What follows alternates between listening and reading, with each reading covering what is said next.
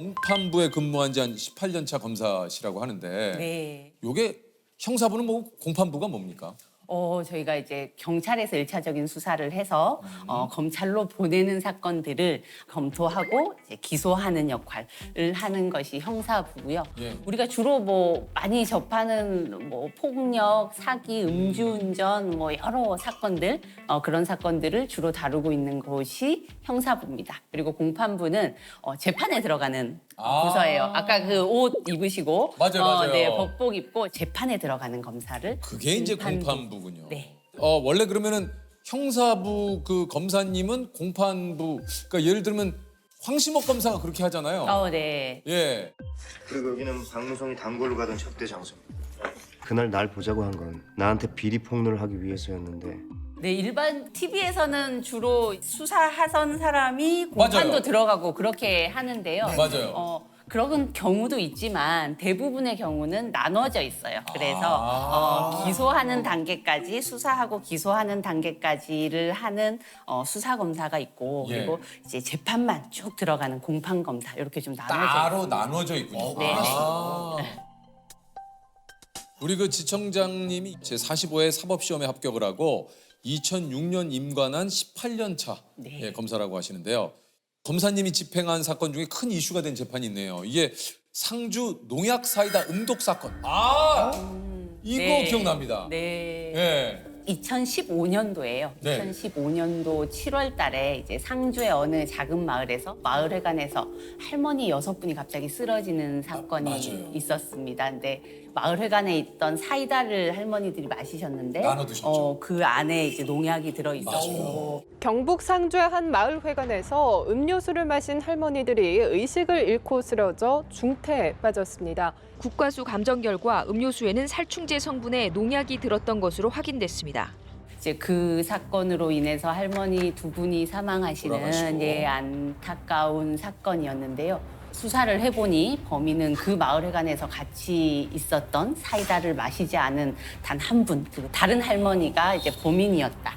그렇게 해서 박 할머니는 사고 당시 집에서 말을 갈아먹고 와서 안 마셨다는 주장인데 경찰은 박 할머니 집 마당에서 결정적인 증거를 확보했습니다. 할머니 뭐 집에서 이제 그 범행 도구로 사용된 농약이나 그 박병 뭐 이런 것들이 이제 발견이 되고 범인의 어떤 옷에서 뭐 DNA나 뭐 독극물 반응 같은 것들 그런 증거들이 많이 수집이 돼서요. 이게 누가 직접적으로 본 사람은 없는 거죠. 직접 증거는 없는 사건이어서 사회적으로 되게 많은 이슈가 됐었어요.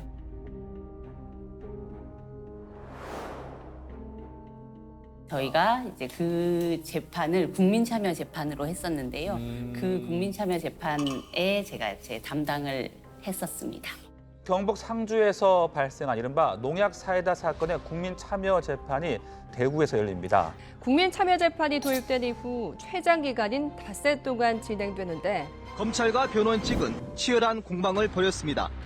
요 사건을 국민참여재판으로 했다라고 얘기를 하셨는데 국민참여재판은 좀 뭔지 좀 소개를 해주시죠. 말 그대로 국민이 참여하는 재판이에요. 재판에 가면 원래 이제 판사님 계시고, 네, 검사가 있고, 변호사가 있고 그렇게 재판을 하죠. 그런데 판단하는 자리에 우리 국민들을 배심원으로 모시는 거예요. 그래서 사건에 대해서 이제 설명을 드리고 유죄인지 무죄인지에 대해서 국민들께서 의견을 주시고. 이렇게 진행하고 있는 재판입니다. 그러면 이게 기본적으로는 배심원들이 오셨다 하더라도 이분들의 의견은 만장일치로 결정을 하게 되는 거죠? 이제 재판에 대한 설명이 다 끝나고 이제 평의라고 해서 배심원들끼리 모여서 이제 이야기를 하는데요. 거기서 이제 토론을 해서 결과를 도출하도록 돼 있어요. 원칙은 만장일치를 이제 목표로 하고요. 예. 도저히 해도 만장일치가 안 된다. 안 된다. 그러면 그때는 이제 다수결로 의견을 주시는 것으로 그렇게 되어 있습니다. 그러면 국민 여러분께서 참여를 하셨으면 국민 여러분께서 결정한 대로 형이 확정이 됩니까? 아닙니까? 우리나라는 지금 권고적 효력이라고 해서요. 꼭 그대로 되는 것은 아닙니다. 그런데 국민들이 주신 소중한 의견이시니까요. 판사님들께서 이제 존중해서 많이 따라가는 편입니다. 농약 사이다 사건의 주범으로 지목된 박모 할머니에 대해 대법원이 무기징역을 확정했습니다.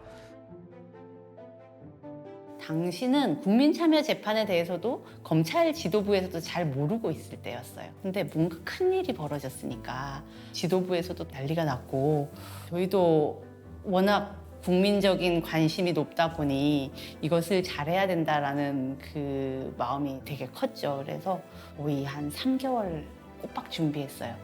5일간 재판을 하는데도 아침 9시에 시작해서 밤 12시까지 했거든요. 그 5일을. 우리 배심원들이 만장일치 100% 동의해줬다는 거라서.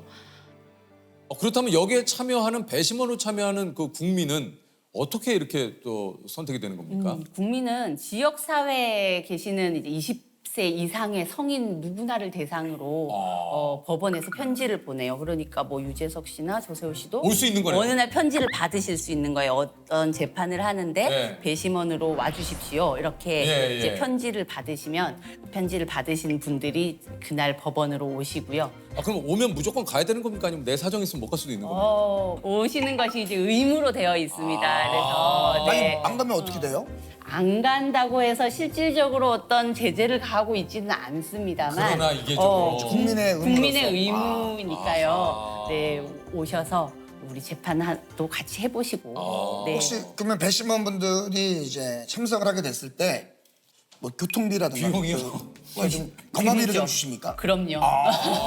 네. 비용이 지급되는군요. 네네네. 비용이 지급되고 있습니다. 아니 이제 한편으로는 이제 국민 참여 재판을 바라보는 또 일각의 또 부정적인 시각도 좀 있다고 그래요. 네. 이분들이 이제 전문가가 아닌데 이거 제대로 판단할 수 있나? 이제 이런 의문을 가지시는 분들도 있고. 네네. 피고인이 막 잘생기고 이러면은 거기 동정표가 쏠려가지고 그냥 무죄되고 그런 거 아닌가? 뭐 이렇게 혹시나. 생각하시는 경우도 있고 그렇습니다. 그런데 제가 항상 아침에 이렇게 설명을 드려요. 이 제도는 법이 원래 여러분들의 것입니다. 여러분들에게서 나온 것이 법이라서 법률가들에게 위탁한 법이 무엇인지를 저희가 다시 묻는 것이기 때문에 설명은 저희가 드릴 테니 판단만 하시면 됩니다. 제가 이렇게 되게 설명을 설명 드립니다. 잘해주시네요.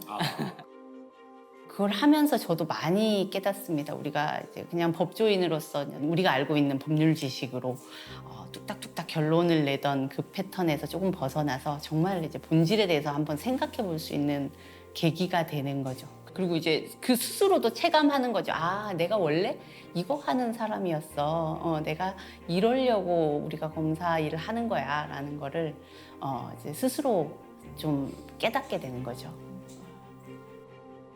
아니 이게 우리 그 평검사 생활을 마무리하시고 올 6월부터 이제 대구지검 상주지청장으로 부임을 하셨는데 상주 지역에서 일어나는 그 어떤 사건만의 좀 특징들이 또 있습니까? 지역마다 일어나는 또 사건들이 좀 다 다르잖아요. 그렇죠. 이제 상주지청 같은 경우 상주는 꽃감의 도시. 꽃감이죠. 네, 꽃감입니다.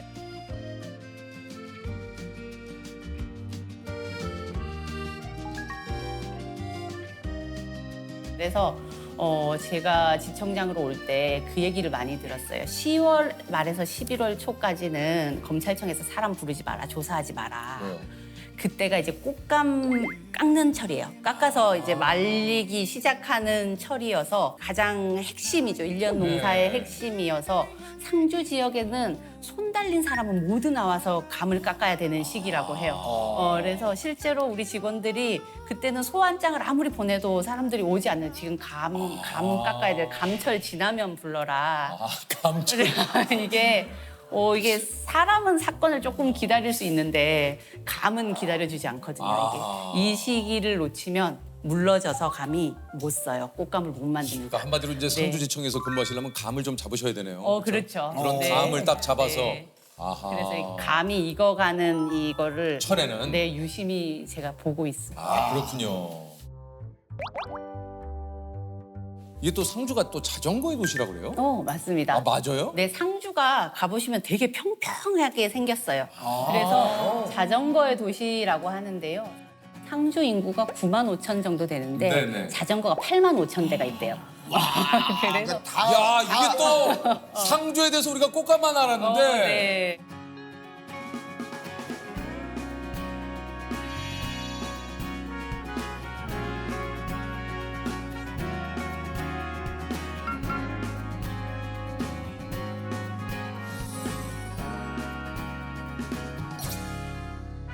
근데 그 보면 그 연령이 어린 친구, 네. 연로하신 분들 빼고는 다 있다고 보면 되나요? 아니요, 연령이 어린 친구, 그러니까 움직일 수 있는 사람은 다 자기 자전거가 있다고 예, 그게 한 상주 자전거의 역사가 100년 정도 됐어요. 그러면 정말 그러니까 저분이 그러니까 걸어 다니시기도 힘드신 이제 연세 있으신 분들도 자전거 되게 잘 타세요. 네. 그래서 상주에 좀 자전거 절도 사건이 좀 많다고. 네, 의외로 또 자전거 절도가 많이 있습니다.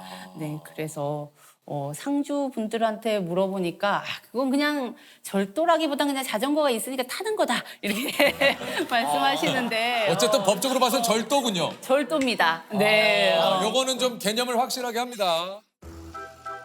아니 그 검사 한 분당 배정되는 사건은 몇 건 정도가 됩니까? 그것도 이제 저희 청은 검사 3명 있는 작은 청입니다. 그래서 네네. 사건이 조금 적은 편이라고 할 수 있는데 한 달에 한 150에서 200건 정도 되는 것 같고요. 그게 적은 편이에요? 그 적은 편이죠. 150에서 200 건이요? 그리고 이제 대도시에는 훨씬 더 많습니다. 아니 150에서 200건을 세 분, 네 분이 그걸 하신다고요? 한 명이 받는 게. 한 명이요? 네네네. 아니 근데 이제 보통 이게 기록의 양이라는 게 있지 않습니까? 네. 이게 이제 공판 뭐 실제로 이제 재판을 하시려면 수많은 기록들을 하루에 보통 얼마나 보세요? 많이 보죠. 아침부터 저녁까지 하여튼 눈 떠 있는 동안 계속 본다고 보면 되는데요. 네. 근데 이제 그 기록이 얇은 기록들이 있고 네. 정말 이렇게 두꺼운 산처럼 막 써요. 산 같은 기록들이 있어요. 막 트럭 불러야 되는 그거 어떻게 봐요? 기록들도 있는데 그 그럼요. 중에서 이제 중요한 부분 저희가 꼭 체크해야 핵심적인 되는 부분. 부분들을 이렇게 뭐 계좌 내역이 이렇게 많으면 그 중에서 이제 이 사건과 관련된 부분 뭐 이렇게 보니까요. 네. 아니 그 저 검사님께서 특별히 좀 유익 있게 보는 사건 같은 게 좀 있을까요? 저는 이제 저도 아이를 키우고 있고 그러다 보니 이제 아이들과 관련된 사건들에 조금 더 마음이 쓰이는 것 같아요. 그리고 이제 상주 지역은 작은 지역이고 시골 지역이다 보니까 작은 학교들에서 이제 학교를 다니는 아이들은 도시 지역만큼 이렇게 촘촘한 관리를 못 받고 있지 않나 하는 생각이 좀 들어요. 그래서 우리 청소년들이 범죄 피해자가 되지 않나 아니면 또 어떤 범죄에 연루되지 않나 그런 사건들을 유심히 보고 마음을 좀 쓰고 있는데요. 제가 했었던 사건 중에 좀 마음 아팠던 사건은 집에서 이제 엄마한테 많이 맞고 가정폭력이 있었던 거예요. 그래서 이제 집에서 못 견디고 가출을 했는데 어디 갈 데가 없어서 평소에 이제 믿고 따르던 엄마 지인이 있어요. 엄마 삼촌이라고 부르던. 이제 도움을 요청했더니 이분이 이제 그래 너 이제 지낼 곳을 마련해 줄게라고 하고는 다시 이제 그 아이에게 어떤 가해를 하는. 그래서 이 아이는 진짜 가정에서 너무 힘들어서 이제 나와서 다른 자기가 믿을 수 있다고 생각했던 어른에게 도움을 요청했던 건데 거기서 오히려 또 그 상황을 이용해서 피해를 입고 그래서 마음 아팠던 것이 그 아이가 이제 집에 가서 엄마한테 맞아 죽는 한이 있더라도 돌아가야겠다는 생각이 들었다라고 이야기를 하더라고요. 그래서 그 사건이 참 마음이 아팠습니다. 혹시 그 검사님은 왜 검사가 좀 되셨는지 여쭤봐도 됩니까? 저는요 막 어릴 때부터 검사가 돼야 되겠다 이런 꿈을 꾸지는 않았고요. 그러세요? 제가 이제 법 공부를 하고 사법시험 합격하고 하면서도 그때까지도 저는 검사는 되게 권력 집단, 권력욕이 강하고 강압 수사하고 그런 집단일 거라고 생각을 했어요. 그래서 그런 일은 나는 하지 말아야지라고 했는데 저희가 이제 사법연수원 다닐 때 실무 수습을 나가거든요. 그때 제가 조사했었던 사건들은 뭐 폐지 수집하시는 할아버지가 물건을 어디 가지고 갔는데 그게 사실은 주인이 있었던 물건인 거예요. 그러면 모르고 잘못 가져갔어요. 절도 피의자가 되신 거죠. 그래서 뭐 그런 사건들을 조사를 하면서 검사라는 것이 이렇게 TV에 나오는 것처럼 막 뭐 정치인, 뭐 권력이 있는 사람 그런 사람들만 수사하는 일이 아니고 이런 분들 만나는 일이기도 하구나라는 거를 그때 알았어요. 그리고 생각해 보니까 변호사는 그러니까 나를 선임하러 온 사람만, 나에게 의뢰하러 온 사람만 만날 수 있고, 판사는 또 이제 기소가 된 사람만 법정이라는 공간에서 만나는 거니까요. 근데 검사는 이렇게 이런 분들 저런 분들 다 만날 수 있겠더라고요. 그래서 이런 일이라면 나도 좀 잘할 수 있지 않을까라는 생각이 들어서 검사가 한번 되어보기로 마음을 먹었어요. 검사님께 또 빼놓을 수 없는 물건이 이게 이제 이 보자기. 네네. 아니 근데 이게 좀 가끔 보면 네. 드라마에서도 그렇고 이 보자기에 이걸 꼭 싸갖고 다니시대요? 네, 저희가 이제 공판 갈 때요. 네. 재판 갈 때 기록들을 검찰청에 있는 기록, 증거 기록을 가지고 가야 돼요. 법원에 가지고 가야 되는데 그 법정에 가야 되는 기록들을 이게 분류를 해서 이제 아침에 큰 수레로 옮기거든요. 그러면 저희가 이제 검사들이 그날 써야 될 기록들을 모아서 이렇게 보자기에 쌓아 놓으면 이제 옮겨 주시는 거죠. 근데 이게 보자기가 무슨 공식적인 사무용품이 아니고 이렇게 보시다시피 막 저희들이 막 개별적으로 마련하고 이래서 색깔이 되게 다양해요. 그러다 보면 검사마다 약간 선호하는 색깔들이 있어요. 검사님은 어떤 색깔을 선호하세요? 저는 파랑을 선호했었는데요. 뭐 어떤 친구는 이제 선고가 있는 날은 빨강이다.